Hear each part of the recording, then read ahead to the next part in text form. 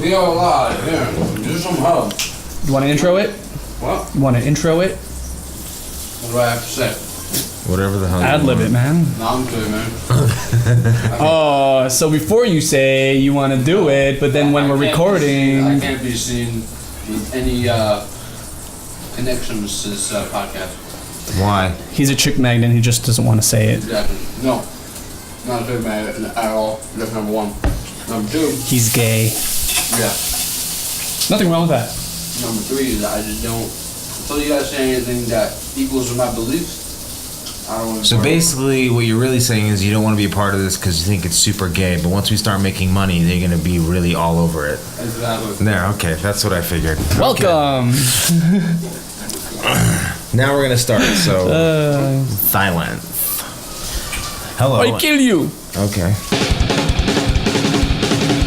Are you ready for the startup experience of a lifetime? 3 determined guys building their dreams and sharing their journey. Buckle up and grab a beer, because these guys will blow your mind. You're locked in to the Jerusalem Hub audio experience, and it all starts in 3, 2, 1.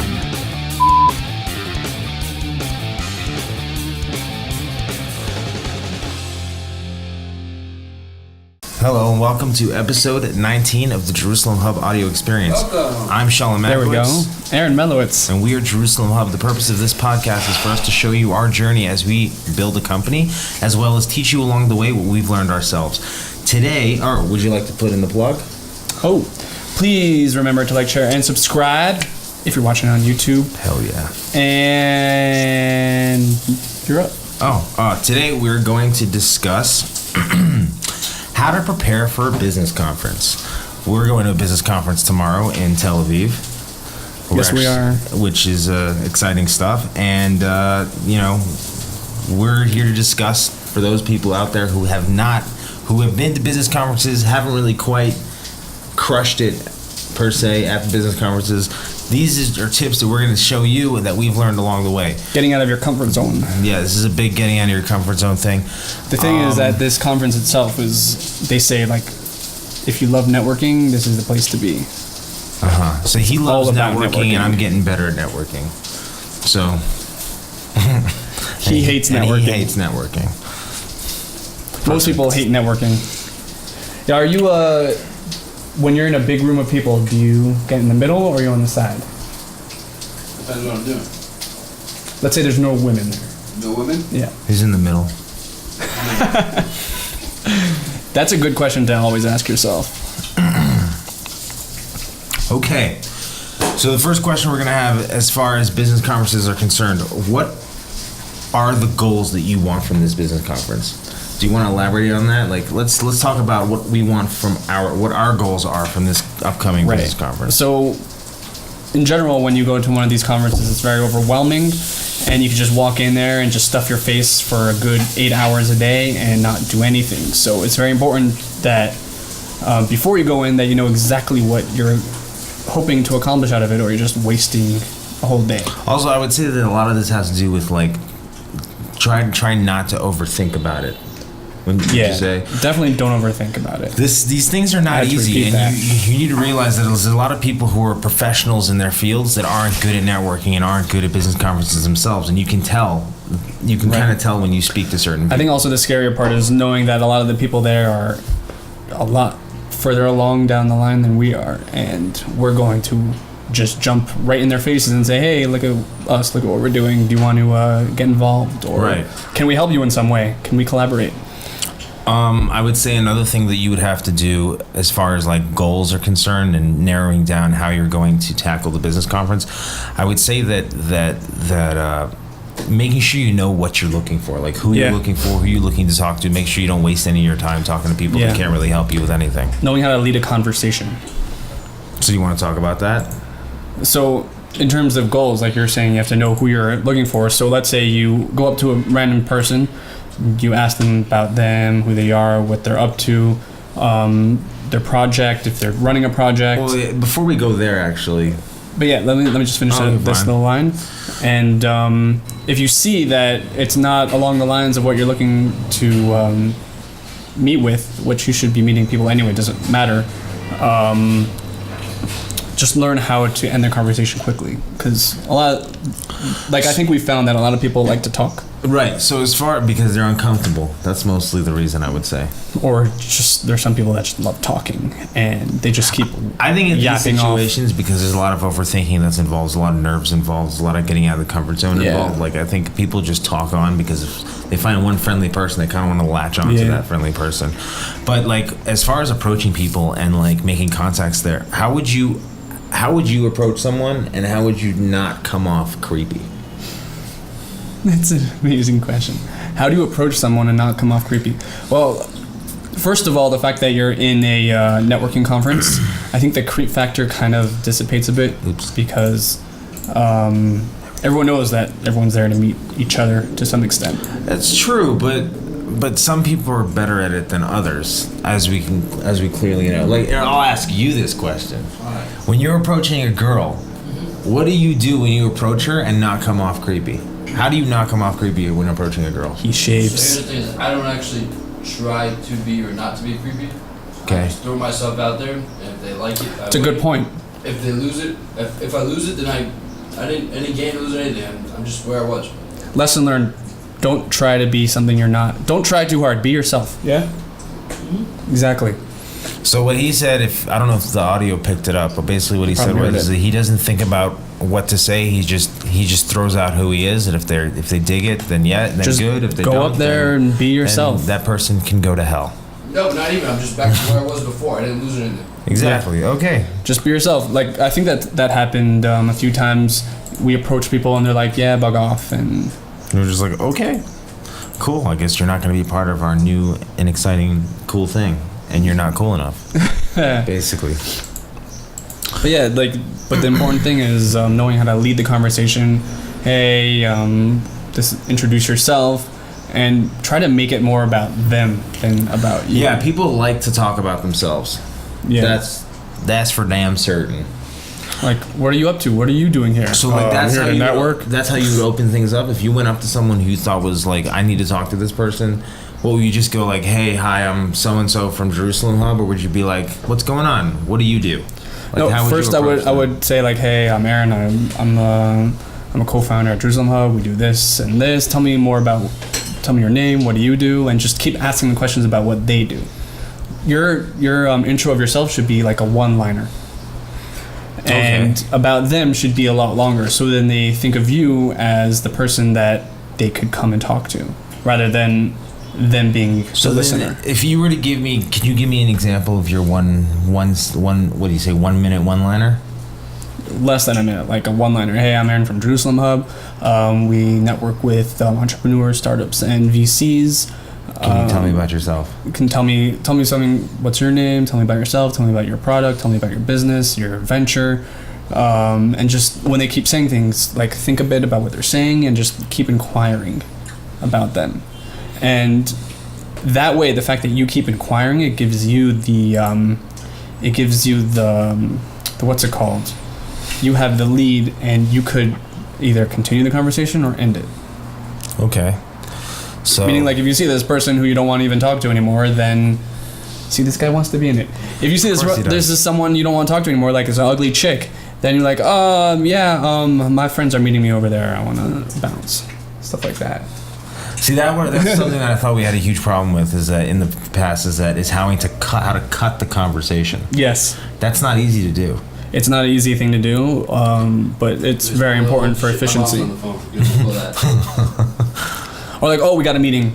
Got to bounce. What did you want to say? I was saying there's also an aspect of being sort of a salesman, in terms of, for example, you walk over to a guy and you see, let's say, he's cursing, or like he has a certain mode, like a certain way of talking or language or whatever. Oh, mirroring.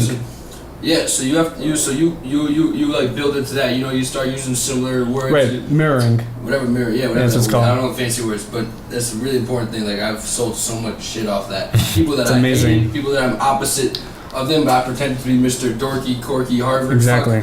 And, right. So if this person is acting awkward toward you, you act awkward back to them. If this person has a high energy vibe, you just get into that high energy vibe and you match them. It's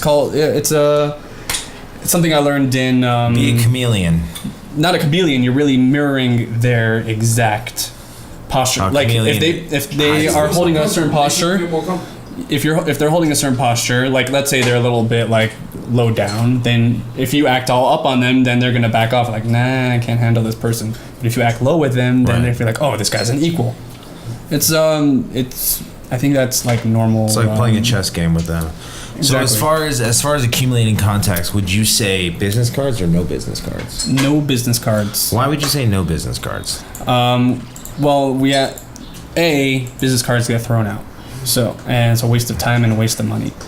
I've seen, like, we've gone to these conferences, business cards are all over the floor. People don't remember. People don't even take action with business cards. So what we do, we started doing this on our first conference, I think, that we went to. Haystack. We downloaded an app. We researched and we found a really great app called Haystack, where we create our own digital business card. And it can actually copy the other person's paper card into our thing, and we could send them our business card directly to their phone. And we already have a new conversation started up with them through text or through an email. Like, they already know, like, oh, this is a person I spoke to, and we already started the communication. So it saves us money with paper. No, we're not greedy people. And B, we continue the conversation beyond the business card. Right. So that's my push for no business cards. Some people still do it anyway because, like...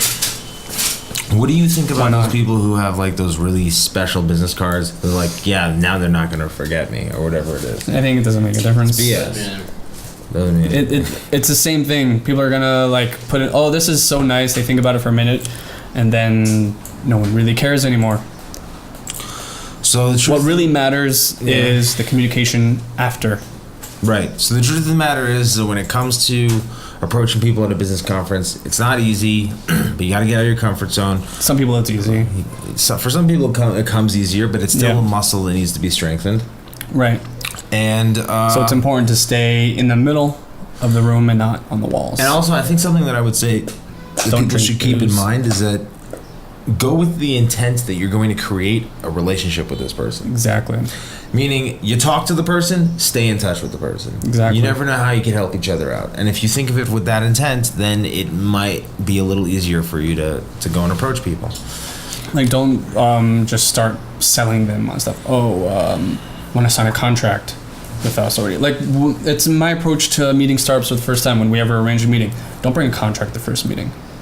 Oh, of course not, because then you're revealing all your cards. You don't want to reveal your cards. But they know that's the end game. But of course, it's the end game. I'm saying you first also have to. When I say revealing all your cards, I mean in the sense that, like, you don't want to tell everybody right on the spot, this is what I do, no more, no less. Mm-hmm. You want people to see you as someone that can do a lot for them. Because if you can only do a limited amount of things for them, they're not going to be interested in talking to you. Right. Like, I want to show that it's not just that, but we over deliver. Right. What do you mean over deliver? What? What do you mean? Meaning that it's not whatever's in the contract is not all we do. We do a lot more. But even with a contract, we're gonna still over deliver. That's the truth. Okay. Like, people are gonna expect things, but we're gonna do a lot more than that. I'm gonna move this towards the end, I think. Yep. Okay, as far as icebreakers and, like, real safe spots to be in a business conference, I would say, personally, don't linger around the food too much. But then again, the food is a great place to meet. Like, wherever they're serving food is always a great place to meet people. Charging stations is also a very good one. But for example, I would get a plate of food, I'd start eating the food, and some dude would come right next to me and start talking to me, and then boom. It's like, what you eating? Networking. Yeah, exactly. So I wouldn't say, like, obviously everyone finds their comfort around food, so don't be too heavy on the food. Right. But don't stay away from the food, because I would say that's a really good place to meet and network. Also, if we look at the contrast between the first conference we went to and the second one, what was the first one we went to? Was that Israeli Globus? one? Yeah. So they had a lot. They had a lot of alcohol at that one. Well, I was actually going to get into that. But at our crowd, there was no alcohol. Right. Except they had one event there. It was a hackathon, and it was sponsored by Beer Bazaar. So there was a ton of. No. They had alcohol, but they served it much later. Yeah. It was like an after party. Yeah. But I would suggest, honestly, for those people who get really jittered, I would highly suggest take a few shots. If it's there. But if they don't have it there, they obviously our crowd didn't have alcohol there for a reason. Yeah, maybe. That's what I was thinking. It's because they have the money for it. Oh, 100% they do. But I would say that taking a few shots, drink a couple beers. The truth of the matter is a lot of people go to these conferences to have a fun time and to see other people that are into having a good time too. And that's another way to network. So if you're coming in a team of people, you can have some people who are the coffee drinkers, some people who are the light booze drinkers, and some people who are like heavy drinkers, so that you can like kind of tackle the different elements of who's going to be at the conference. Because there are people who want to party, there are people who are a little more serious, there are people who are a little less serious. It's about, the interesting thing that I noticed about these conferences is that they try to make it exciting, thrilling, and fun. And they try to cater to every possible business person out there. And the truth of the matter is the most successful business people need a place to go where they can just like chill out. Yeah. With like-minded individuals. So I wonder if this is going to be one of those chill out moments or it's going to be intense. Because I know for sure that TechCrunch I think is going to be very intense. No, but I think it's going to be a little bit of both. I think TechCrunch is also going to be fun. I'm excited for that one. I think TechCrunch is going to be a lot of fun. Yeah, very, very pumped. But I don't think TechCrunch. I think TechCrunch, as far as like what they're offering and what's going to be there, is serious. But as far as the vibe, I think it's going to be a very fun vibe, in my opinion. I could be wrong. Wait, so going back to goals, what is your goal for this conference? My goal for this conference, seeing as how I'm not the greatest networker, although I do believe that I could be very good at it. My goal is to focus on getting out of my comfort zone and try to just strengthen that muscle as much as I can. Right. Try to do as many reps as I can. I don't have such crazy high goals, but I'm going to go in there and I'm going to try to do the best that I possibly can to make sure that we come out with the best results. How many people do you want to try to meet? Ooh, that's a tough one. I would say I'd like to get 20 numbers. 20 numbers? Yeah. Not too high, not too low. But if I can get 20 numbers, I can say, okay, you know what? Like even if it's a lot of follow-up 20 numbers. True. But that's good. Even though it's not such a high number, I would say that if it was a disappointing day for me, I could say, well, at least I got 20 numbers. So as far as that's concerned, for me, it's about building that experience. When it comes to having a team for running a business, everyone's got to have their niche of what they're good at. Yeah. This is something that I'm not the greatest at, so it's something that that you're gonna have to be good at. I have to be good at it, and it's something I'm gonna gradually start trying to get better at. So for me, that's my goal. As far as whether or not that happens, only time will tell, and how I prepare for it, and so on and so forth. But yeah, just get pumped. That's what I think. It's gonna be fun. I'm really excited. Yeah, these things are really, because another cool thing is that if you're just starting out a business and you're trying to you're trying to legitimize yourself just for yourself, so that when you describe what you do to other people, you can say it with confidence. You know what I mean? Going to business conferences makes you feel legit for like a day. Yeah, and it's a very cool feeling. Then you realize oh my gosh, this is the stuff I want to be doing. I don't want to be sitting in an office all day. 100%. I mean, it's a lot of fun. But like, you start visualizing what the future might look like, and you'd be like flying to a different place in a private jet, and they have this whole entourage for you, getting you to the thing, making sure that you have this itinerary, you have a place to stay. Like, it's a cool place. Like, business conferences in itself are very cool places for dreamers to go, because it allows them to live in the dream for. But also, you can meet somebody there who will help your dream come true. 100%. Sounds like a Disney movie. Where your dreams come true. Well, I mean, most movies are interpretations of real life. It's an artist's interpretation. Chai B'Seret. Whatever. Anyhow. Who cares? But yeah, I mean, I find them to be very, very exciting, very interesting, and I'm glad I'm not going alone. Put it that way. Are we wearing the shirts? I don't know. I'm wearing the shirts. So then we're wearing the shirt. This time I won't screw you over. Okay, at least you called yourself out. Funny story about that. So after... Oh, wait. Whoa. One sec. Okay, fine. We'll get to that. After you've gotten the people's numbers, you make the contacts, what do you do to keep the conversation going and to continue speaking to the person throughout. Like, if you, let's say you meet someone, you think he's a really good contact, but there's nothing to really talk about right now, but you want to make sure that he's still aware of your existence. Yeah. How do you keep in contact with that person? Well, sometimes you don't even know how they can be of help to you. Like, example, at Our Crowd, I was standing by you remember their news desk that they had set up? So they're always interviewing their like top startups or top VCs. So one of them was representative of Bangkok Bank, which I'm still in contact with now. He was in the middle of talking to another VC at the same time. So like I just ran in between them because I saw them exchanging cards. Like, hi, I'm Aaron Menlowitz. I work at Jerusalem Hub. Blah blah blah. This is what we do, and like I'd love to be in touch with you after the conference possibly and show you what we're up to. And they gave me their business card. I put it in. I sent them an email right away, and then I heard back from them like right away. And then we continued to contact, and then we made a conference call, and things moved on from there. And a little bit of it is stockage because I friended that guy on Facebook and I messaged him like maybe weekly. When it comes to, but that's like ballsy stuff to do. When you message him weekly, like what do you say to him? I'm like, hey, what's up? How's the like? Right now, I'm waiting on him to send me some information about a project that they're working on that we might get involved in. So he's still trying to get executive decision from the top executives in his company. So I just keep bothering him about it and say like, what's going on? Any news? Right.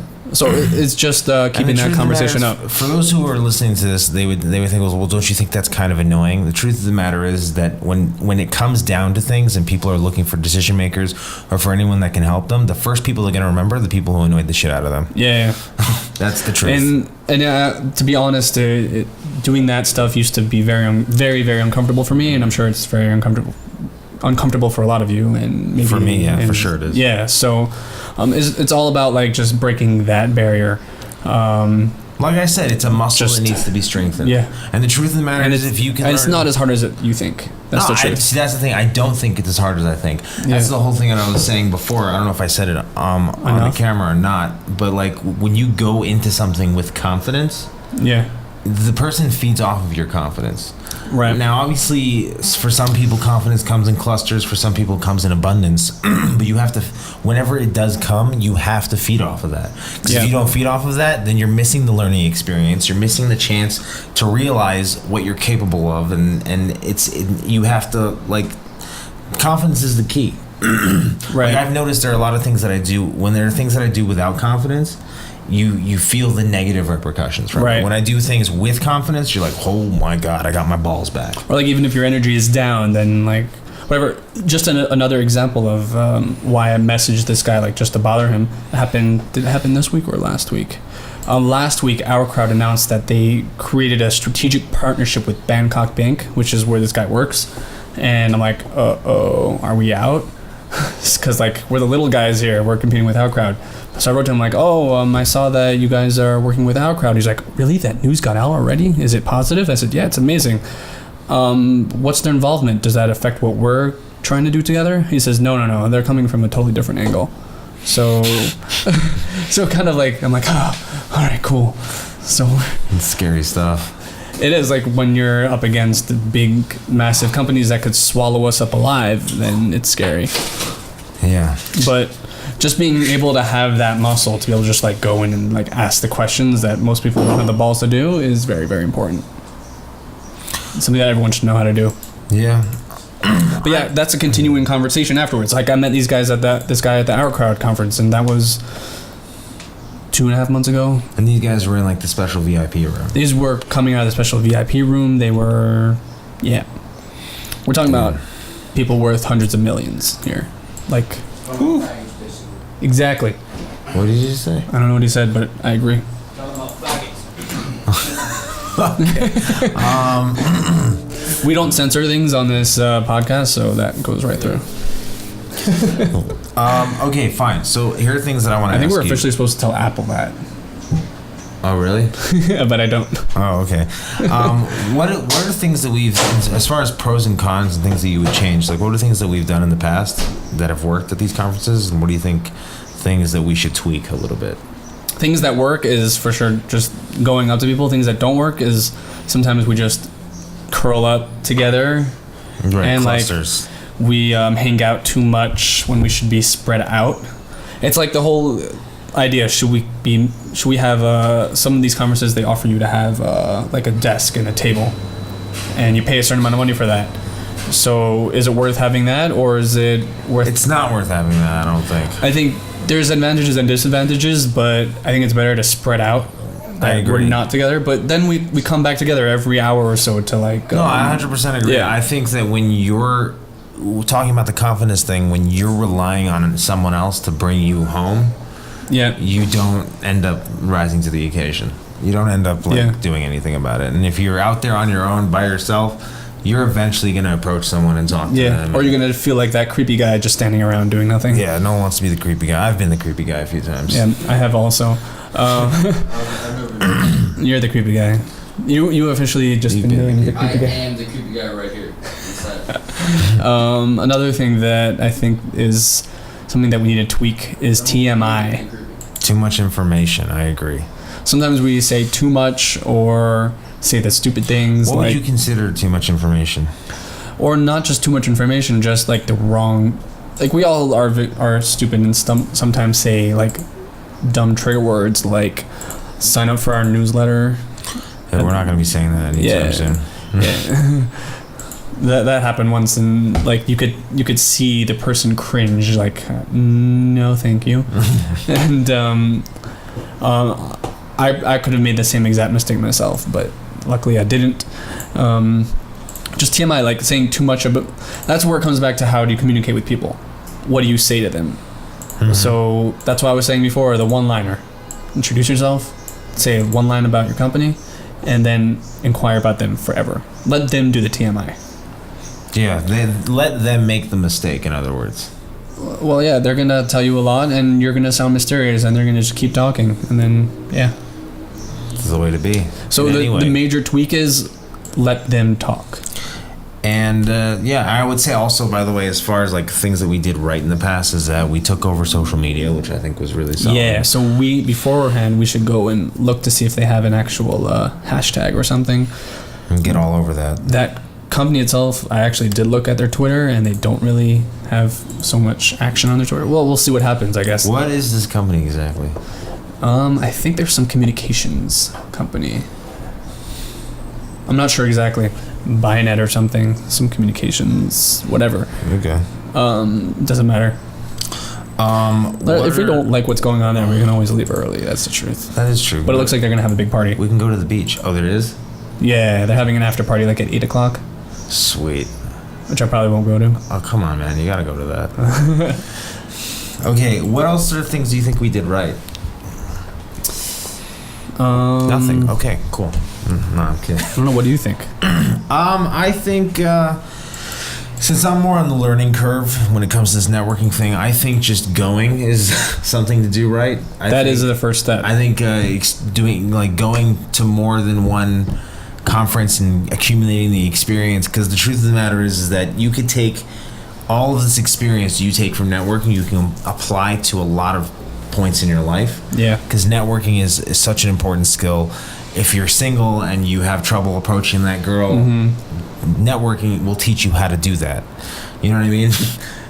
If you want to learn how to be assertive, networking will teach you how to do that. So for me, just going, having the balls to take off work and going and like trying to experience and get better at it, it's an endless experience. Like you can learn so much just from going out and trying to further your business. Plus, it's a confidence booster. Also, building our network in general is going to just increase the value of what we are and who we are, because we know more people and we could connect more people, and that just gives us an overlying power. What are your business-wise? What are your thoughts on the shirts, by the way? The shirts we currently have? Yeah. What do you mean? Like the J-Hub shirts. I think the fact that we have them are pretty cool. I mean, what are you saying? Do you think they're cheesy? No, yeah, I'm saying, do you think they work? Do you think it's cheesy? Do you think, like, my first reaction, honestly, I thought it was like, okay, I look like I work for, like, Sprint. Yeah. But that's funny, actually. But it's cool because if you do things like take over the social media, like the social, the social media of the conference, And people see you. and you have a loud presence, then people will come up to you because they say, "Oh, Jerusalem, I heard about you." They'll come talk Right. to you, even if they don't know who the hell you are. But if you walk in there and you're just like this guy with a shirt on that says something on it, and you're not really making such a big deal, no one's gonna give a crap. So I think that's something that we're gonna do a bit differently tomorrow. We're gonna be walking around with a camera. What kind of camera? This setup over here. I'm just gonna put the microphone on top of What it. about are we gonna do the 360? The 360 camera has been giving me so much pain lately. The battery is so weird. I don't know. I think I have to get a new one. Oh, It's just weird. But we're gonna try to do it. I'm gonna try. I'm gonna bring it anyway, and we'll see what happens. But exciting stuff, actually. As far as the cameras are concerned, we are expanding our content universe. Oh boy. We're We're doing so much. We're gonna be getting a GoPro soon, doing some really cool stuff with the GoPro. Maybe starting Yeah. a travel blog or something. We're also gonna be touring of Israel, of Jerusalem. maybe What's going doing on some here? restaurant reviews, some office reviews, stuff like that. Yeah. So there's a lot of really cool and exciting stuff happening. So You know what? I'll throw this out too. go for it. We are embarking on a new project also. I think this is a surprise. Should I hold that in? Nah. I'm just gonna commit. Go for it. I dude. committed. We are putting out a magazine. Oh, schnitzels. Maybe it's a little too soon. Maybe it's a little too soon. Maybe it's too soon, but I just committed. All right, next. That's all I'm gonna say. Do you have any? Okay, as far as becoming a better networker, this is the last question I have. Yeah. When it comes to like working new angles, becoming creative, trying to get in contact with people, like what are things that people haven't thought about as far as like networking with people? Like things that maybe I didn't ask the question right. Working new angles. Networking works both ways. Think of creative ways to work with the people. Did you write that you came in angels? Yeah, I was doing it fast. I think creative and work with people. Like when you're talking to someone and you're trying to stay in contact with them, Yeah. How do you come up with the creative ideas in order to get them more engaged in the business relationship? like while you're talking to them at the time or afterwards, continuing the conversation. Continuing the conversation afterwards, yeah. Yeah, that's like on the fly type thinking. So you have to be like a Like Jedi I think master. what's his name? Grant Cardone talks about this a lot. Following up, because I'm sure they talk to a lot of people that they don't sell right away, and sometimes these people take months and months of follow up. So every time they speak to them, and they probably speak to them once or twice a week, they have to think of a new angle of what to say to them. So it could be like they try to learn something new about that person every time. Like, oh, what are you up to? How's life? How's the fam? Oh, isn't your what's it called? Didn't you go on a trip a few weeks ago? Isn't your kid like a professional pony rider? Yeah, stuff like that, and you just keep the conversation. You don't have to have a 30-minute conversation with them. You're not like releasing your life to them. It's like, hey, just seeing how things are going. I saw that you were up to this last time. Anything new going on? Basically, That's cool. Have you thought more about our project? No. Okay, I'll speak to you later. Basically, it's making friends one-on-one. Exactly. Okay, fair enough. Just keep battering them with a ram. Okay, well then I have a lot to look forward to tomorrow at the It's a lot of work, but it's good stuff. And we still have a lot of people that we need to follow up with. So that's a lot of practice. Like, That's true. I think I could think of like 10 people that you're supposed to be in contact with. I'm in contact already. with a lot of them. Yeah. I'm following up with them. Amazing. Okay. Anyhow. Okay, cool. So, we have a question. That's the end of our talking about business conferences Did we get and any networking. questions If on you guys our, have any questions about that, please comment below. Please comment on the YouTube video or wherever you see this, and we will get in touch with you. We would love to hear about your ideas. Maybe there's things we didn't cover. Maybe your tactics as far as networking is concerned, and staying in contact with people and following up. We would love to hear about that because we want to learn from you. Yeah, tweet us for sure. DM us on Instagram. At Jerusalem Hub. Like, subscribe, the whole deal. I have a question. He has a question. Let's see if I can say it right. When someone's asking for advice, right, on something, or asking for an opinion on something, when do you take their yes or when do you not take yes or no as an answer? Or oh geez, I screwed it up completely. I'm gonna start over one more time. What it means to search for an answer instead of taking yes, no, or someone else's opinion. Well, sometimes yes or no is not even a reasonable answer. Like if I ask you, people stop at that. Like if I ask you, can you please tell me how I should run my business, and then they say yes. Okay, thank you. Wow, you're a real clown.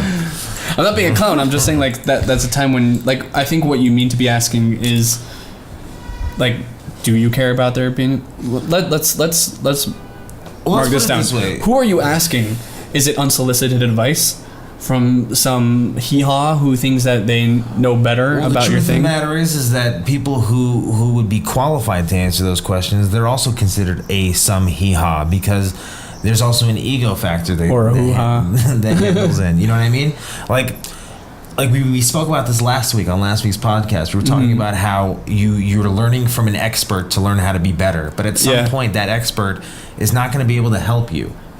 You know what I mean? The experts are there so that you know that you can do it too. Right. They're not there to teach you how to do it. Well, they'll show you what you shouldn't do, which is important. Right, but which also may not be the right answer. Yeah.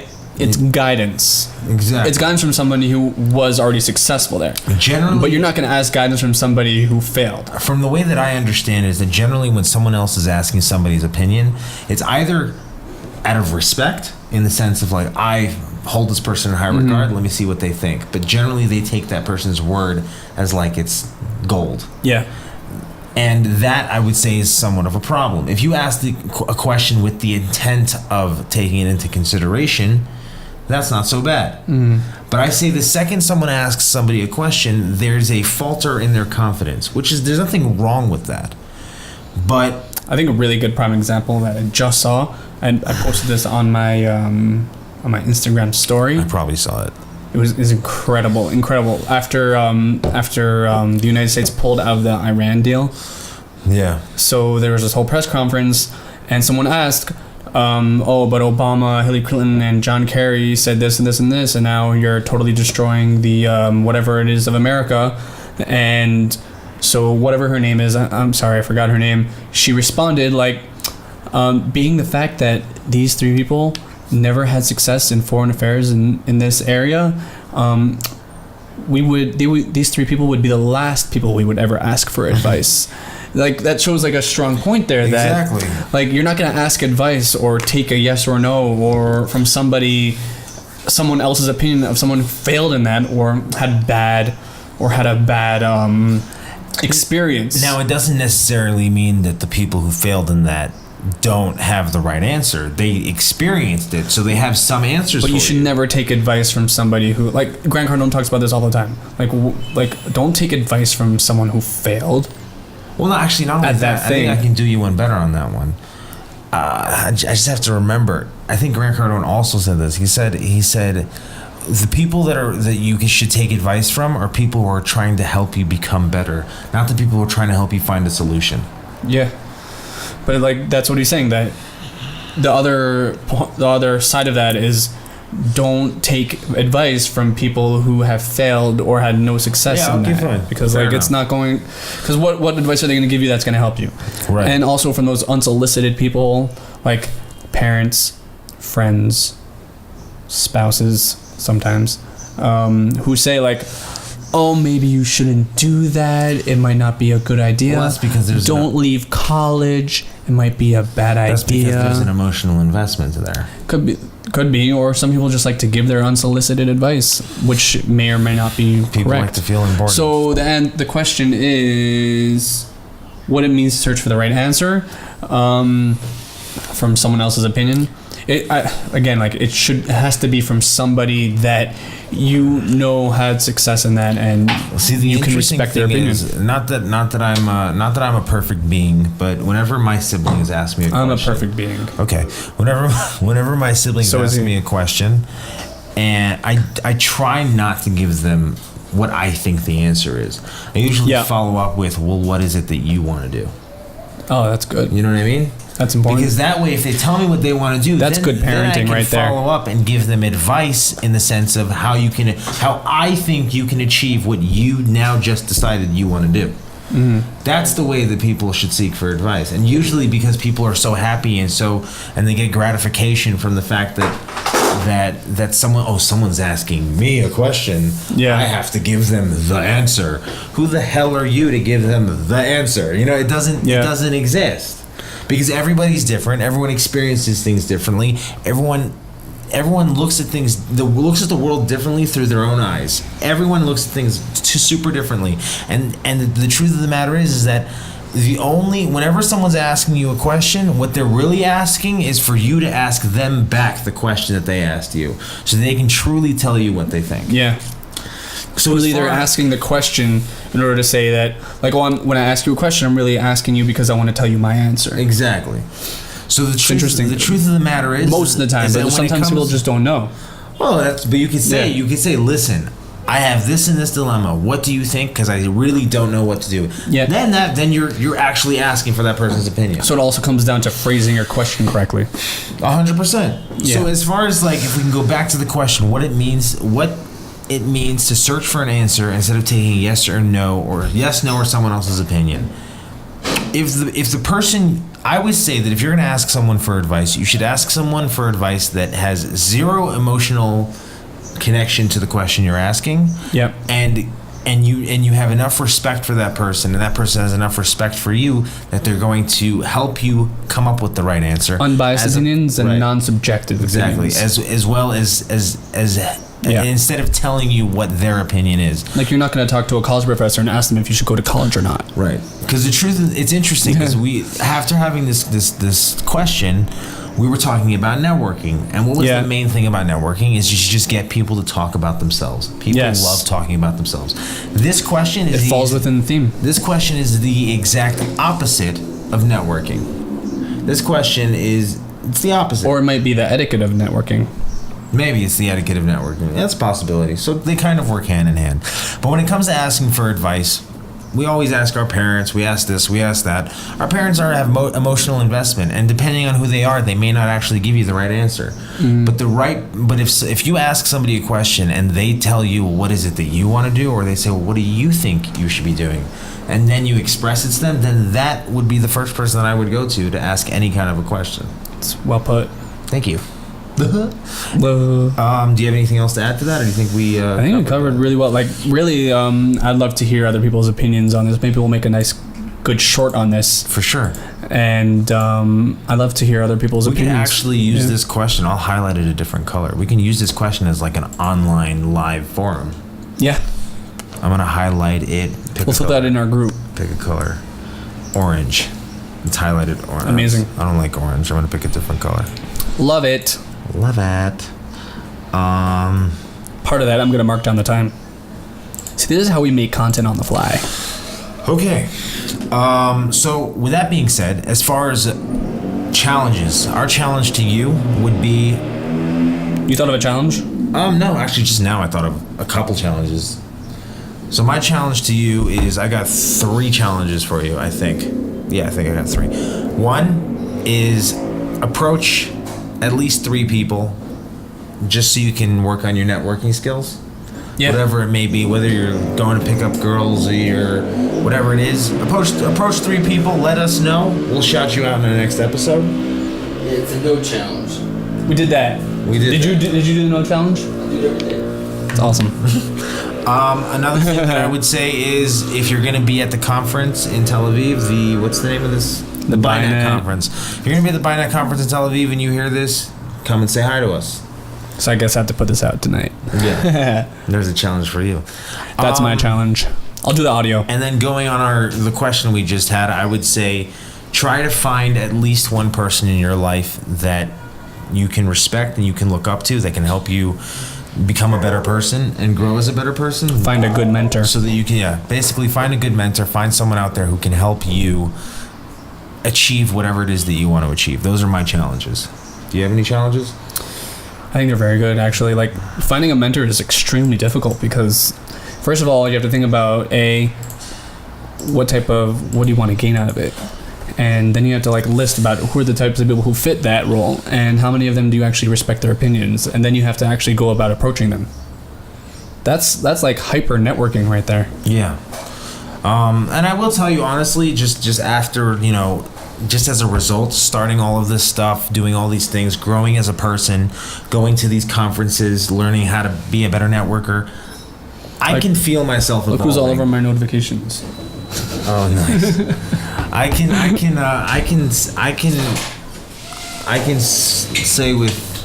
say with serious confidence that I've evolved as a person. I'm becoming better. I'm becoming more confident in what I have to do and what I'm trying to do in myself. I'm believing in myself. And it sounds super corny, but I like saying it. And also, surrounding myself around the right people, getting rid of the wrong people in my life. It's allowed me to realize that... Trimming off the fat. Right. It allows me to realize that what I'm actually striving for is just that much closer. Because what you do when you remove the extraneous fats and the lenses that cover your eyes, because then you don't realize what is actually negative, and then when you remove the negative, you realize, holy crap, that was negative. Right. And then you start seeing like positive everywhere, and then things start happening, things start moving. Yeah. 100%. And it's pretty incredible. So either way, that concludes this week's podcast. I think wow. It was a really good one. That flew by. Yeah, I gotta say. I thought it was a very good one. Very good. Please like and hit that like, share, and subscribe. Like, share, and subscribe on our YouTube channel. Remember that. Facebook, Instagram, Twitter, Pinterest. We have Pinterest. We're also an Alexa skill. It helps us out. Yeah. We love you who are listening out there.